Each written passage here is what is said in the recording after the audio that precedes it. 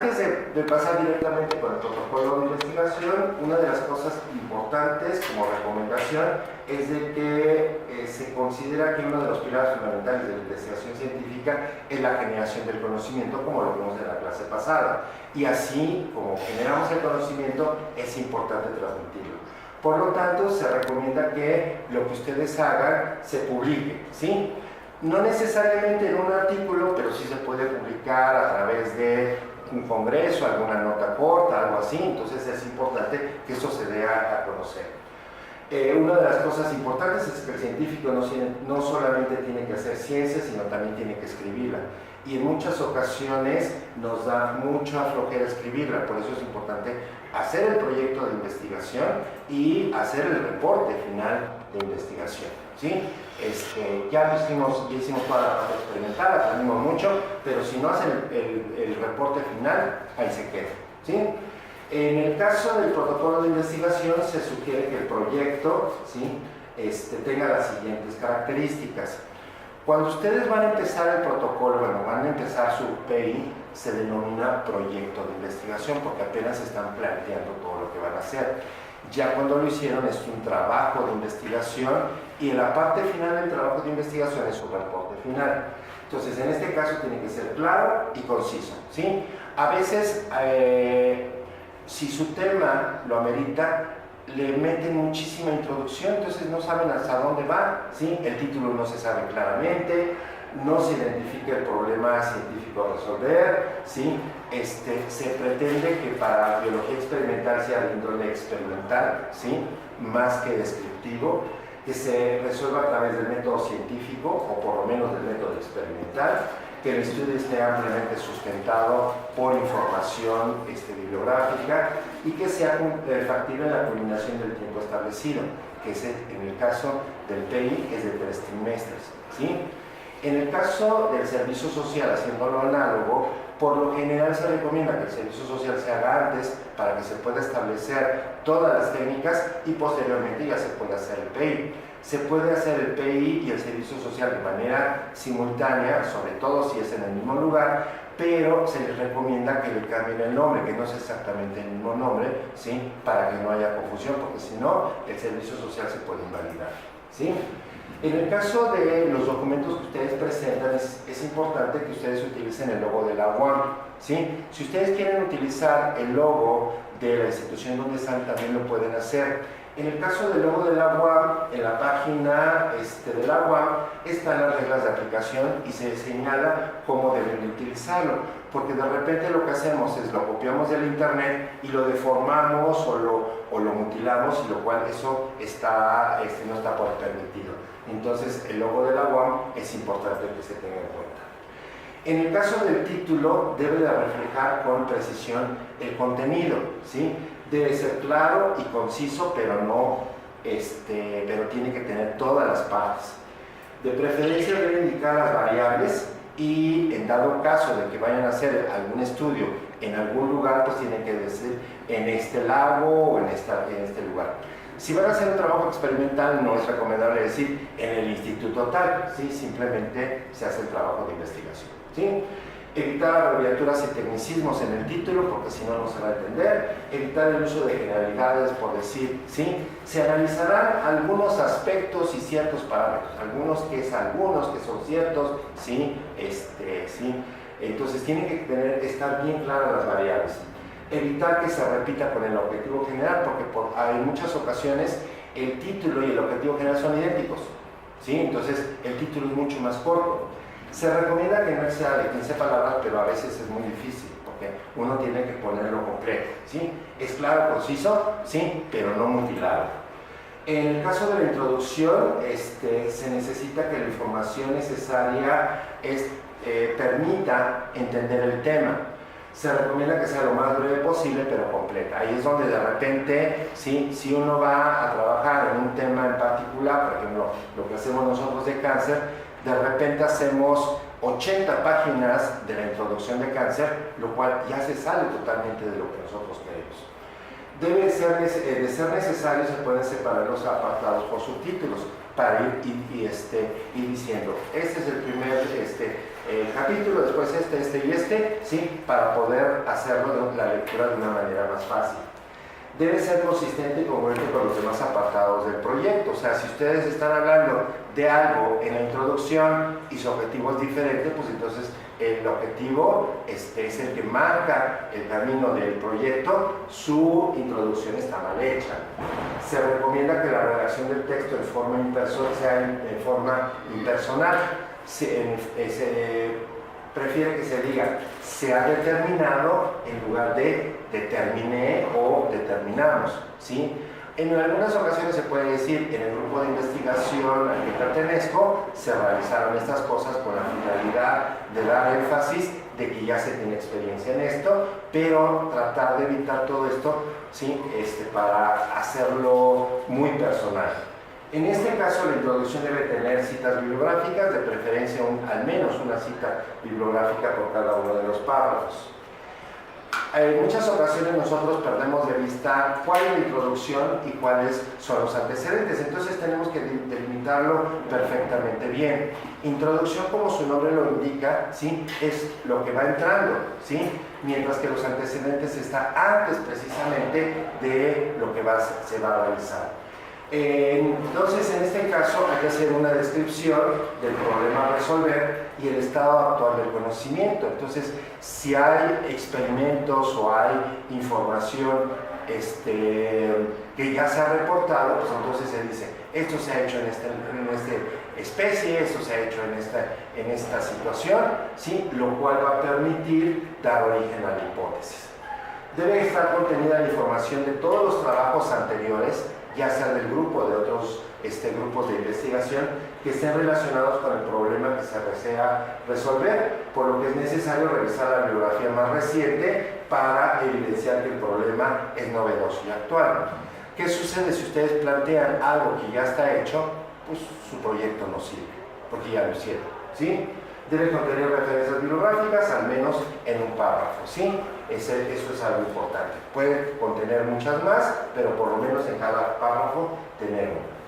El caso de la justificación en esta sección es muy importante, ya que permite resaltar la relevancia de la investigación que se va a realizar. Se puede adelantar los posibles resultados y entonces sí decir, bueno, aquí es importante acordarse de que en justificación hay dos preguntas que hay que contestar. ¿Por qué se realizará el trabajo experimental? Es decir, ¿qué fue lo que dio origen a ese trabajo experimental? Y después, ¿para qué servirán los resultados que se esperan obtener? ¿Sí? Con esto, la justificación lo que pretende es decir, ¿sí? El trabajo de investigación está sustentado en esta idea y lo que nosotros vamos a hacer se va a aplicar en esta otra y eso le da fortaleza a la justificación. En el caso del problema, el planteamiento del problema, realmente es el que define el tema de estudio. De hecho, nosotros en la clase anterior empezamos con el planteamiento del problema, ¿sí? Para poder entender precisamente qué es lo que vamos a hacer y describir de forma clara los aspectos que se desconocen y por lo tanto se propone investigar, probar, resolver mediante el proyecto que ustedes están planteando. Hay que meter las variables siempre y cuando haya, ¿sí? Unas van a depender de otras, las que dependen de otras se denominan dependientes y las otras independientes, así como el modelo a estudiar. Debe estar sustentada en los antecedentes y debe escribirse al final del texto la pregunta de investigación. Esta pregunta de investigación, obviamente derivada del problema, concreta en una pregunta lo que se va a resolver. En el caso de la pregunta de investigación tiene que ponerse los signos de interrogación, ¿sí? Al principio y al final, así como incluir pronombres interrogativos, qué, cómo, cuándo, cuál, por qué, dónde, y todas esas palabras que son pronombres, ¿sí? Que nos dan idea de que está interrogándose. En este caso, el tilde, la tilde, es decir, el acento, ¿sí? Debe de estar presente en estas palabras porque esta tilde es una tilde diacrítica, es una tilde que distingue entre qué y qué de pregunta. Entonces hay que escribir todas las preguntas con acento, ¿sí? En el caso de la hipótesis, en el curso vamos a ver diferentes tipos de hipótesis, es una suposición que establece la relación entre los hechos ya comprobados, ¿sí?, con los que se van a deducir y lo que se espera que se ocurra, ¿sí? Es decir, en muchas ocasiones lo que se hace es una relación de variables. ¿Qué sucede cuando no se tienen variables y solamente es un proyecto de tipo observacional? No podemos generar una hipótesis. Por lo tanto, los proyectos de tipo observacional pueden no incluir hipótesis cuando solamente se tenga una sola variable. En el caso de los objetivos, ahí tenemos dos tipos de objetivos. El general es una descripción del propósito que se espera alcanzar y demuestra la hipótesis a través de este objetivo. Debe desglosarse en los objetivos específicos y constituye un logro directo evaluable en cada etapa de la investigación. En este caso se plantea que para que ustedes puedan cumplir su proyecto de investigación de los 3 trimestres, se recomienda que sean 3 objetivos específicos, ¿sí? Un objetivo general que va a englobar todos sus objetivos y un objetivo por cada uno de los trimestres para que ustedes puedan terminar en este año. No se deben señalar los métodos a utilizar, se considera que ese tipo de objetivos serían metodológicos, a menos de que el proyecto comprenda la estandarización de los métodos, ¿sí? Si son estandarización de los métodos, pues entonces sí va enunciado, ¿sí? En el caso del material y método se describe el modelo biológico de estudio, los materiales utilizados, las técnicas, el análisis estadístico de los resultados. Cuando se puede, se tiene que poner la marca del aparato que se utilizó, el proveedor donde se compraron los reactivos, los anticuerpos, todo eso, ¿sí? Y eso, porque eso se pide a nivel de un artículo de investigación. En este caso es muy importante el diseño del proyecto. El diseño va dentro del material y métodos, y que se describe el tipo de estudio, que es lo que vamos a ver en la siguiente diapositiva.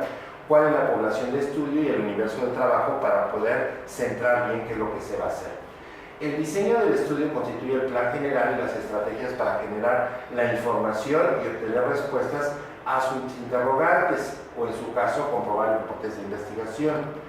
El diseño, que se puede llamar diseño experimental siempre y cuando el trabajo sea de tipo experimental, o diseño de estudio cuando sea de tipo observacional, es muy importante para que los resultados sean congruentes con el objetivo que se quiere lograr.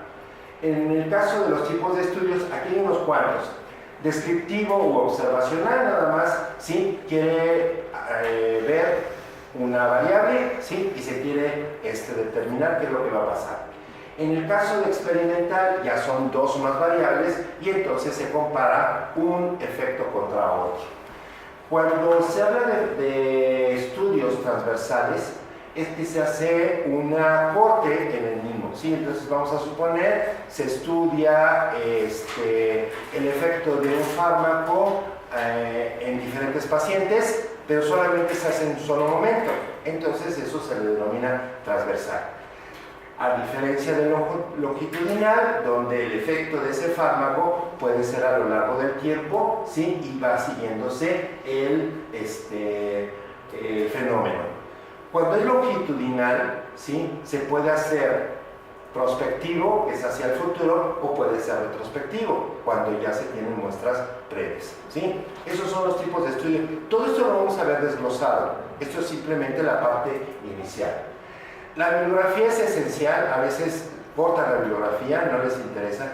Tiene que estar bien relacionada con las citas.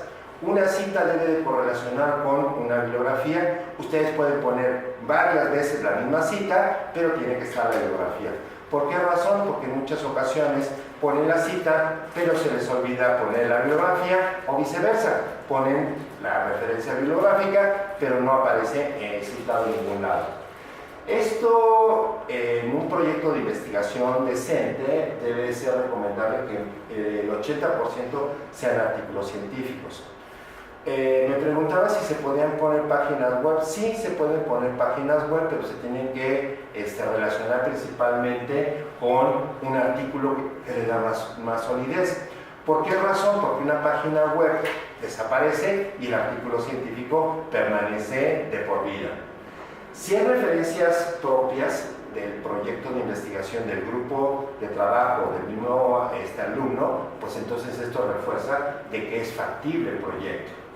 Es altamente recomendable de que las citas sean recientes para que se vea de que se hizo un análisis, ¿sí?, de lo más nuevo que se está haciendo, ¿sí?, y no haya problemas de que se vayan a repetir cosas que ya se hicieron. Deben de estar escritas de manera homogénea y de preferencia con el formato si es que se va a dirigir hacia una revista. Si no, pueden utilizar el tipo de formato que quieran. Es altamente recomendado utilizar un administrador de referencias. Lo que vamos a trabajar aquí es Zotero. ¿Alguno de ustedes ha trabajado con administradores de referencias? ¿No? Bueno, Zotero es muy amigable, ¿sí? No es el mejor, pero como para empezar, a mí me gusta mucho. Listo.